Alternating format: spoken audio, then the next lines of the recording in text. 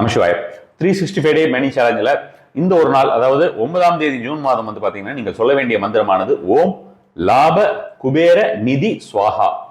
ஓம் லாப குபேர நிதி ஸ்வாஹா இந்த ஒரு மந்திரத்தினை தான் சொல்ல வேண்டியது. நீங்கள் எவ்வளோ தடவை சொல்லணும் அப்படின்னு பார்த்தீங்கன்னா ஒரு 17 முறை சொல்லுவது அதிகப்படியான ஒரு பலன் தரக்கூடியதாக இருக்கும். 8 மணிலேருந்து 9 மணி, அதாவது காலை.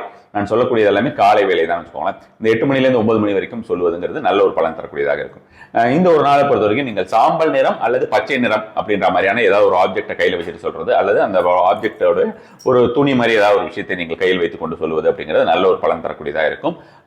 தெற்கு பகுதி சவுத் டைரக்ஷன்ல உட்காந்துட்டு சவுத் டைரக்ஷன்ல உட்காந்தோ நின்னோ சவுத் டைரக்ஷன் பார்த்த மாதிரியான ஒரு விஷயமாக நீங்கள் சொல்ல வேண்டியது.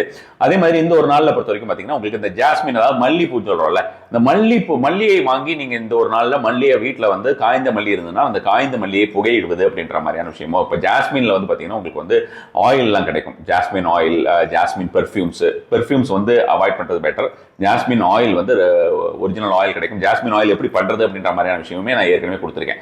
தாமரை ஆயில் எப்படி பண்றது, ஜாஸ்மின் ஆயில் எப்படி பண்றதுன்னு சொல்லி அந்த மாதிரி ஏதாவது ஒரு ஆயில் இருந்ததுன்னா அதை வீட்டில் டிஃப்யூசர்ல விட்டு வச்சு அது மாதிரி நீங்கள் வந்து புகை விடுவது அப்படின்றது நல்ல ஒரு பலன் தரக்கூடியது. முடியலை அப்படின்ற மாதிரி இருந்ததுன்னா மல்லி ஊதுவத்தியாவது வாங்கி ஏற்றி விடுங்க இன்னைக்கு ஒரு நாள் அப்படின்ற மாதிரியான விஷயமாக. போக போக உங்களுக்கு பழகிடும்னு வச்சுக்கோங்களேன். ஒரு வாரம் 10 நாள்ல உங்களுக்கு இந்த ஒரு விஷயம் பழகிவிடும்.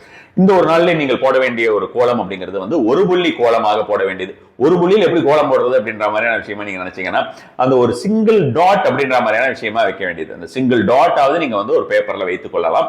கலர் அப்படின்ற மாதிரியான விஷயமாக பார்த்தா இந்த ஒரு நாள் பொறுத்தவரை நான் ஏற்கனவே சொன்ன மாதிரி சாம்பல் கலரோ அல்லது வந்து பார்த்தோம்னா கிரீன் கலரோ அது மாதிரியான ஒரு விஷயமாக நீங்கள் வந்து வரைந்து அதை நீங்க வந்து உங்க பேக்கெட்ல வைத்துக் கொள்வதுங்கிறது அதிகப்படியான பலன் கிடைக்கக்கூடியதாக இருக்கும். நமஸ்கார்.